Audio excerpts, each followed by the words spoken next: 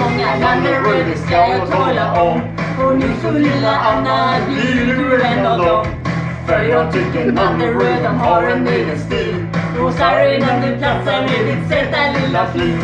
Därför är vi glada att du var till Adrian. Världens bästa brorsa med campinghårs och stål. Morgon är som Mattis och benen lika så.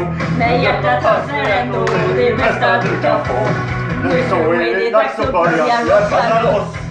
Ställer upp på stolen och rocka loss. Luftgitarren ner på plats och vänder håret upp och ner. Vi gör även här och där och rocka loss.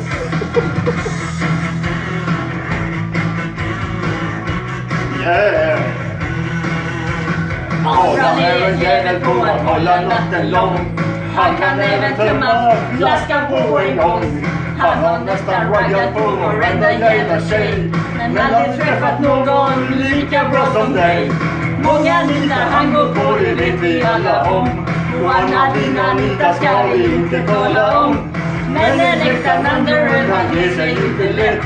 Vi tar nya tåg och letar tills vi hittar rätt. Nu så är det dags att börja släppa loss. Ställer upp på stolen och rocka loss. Luftgitarren ner på plats, sväng med håret upp och ner. Vicka röven här och där och rocka loss. Yeah, det är Landeröd!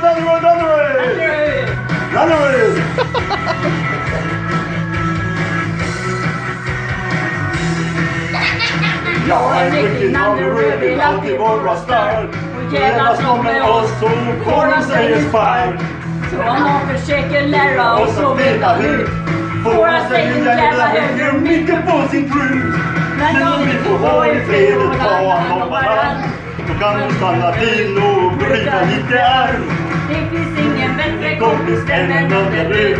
Vi brukar alltid ställa upp och ge varandra stöd. Nu så är det dags att börja släppa loss. Ställer upp på stolen och rocka loss. Luftgitarren ner på plats, slänger håret upp och ner. Lyfta röven hit och där och rocka loss. Yeah, nu så är det dags att börja släppa loss. Ställer upp på stolen och rocka loss. Luftgitarren ner på plats, slänger håret upp och ner. Lyfta röven hit och där och rocka loss. Luftgitarren ner på plats, slänger håret upp och ner. Vi kör röven här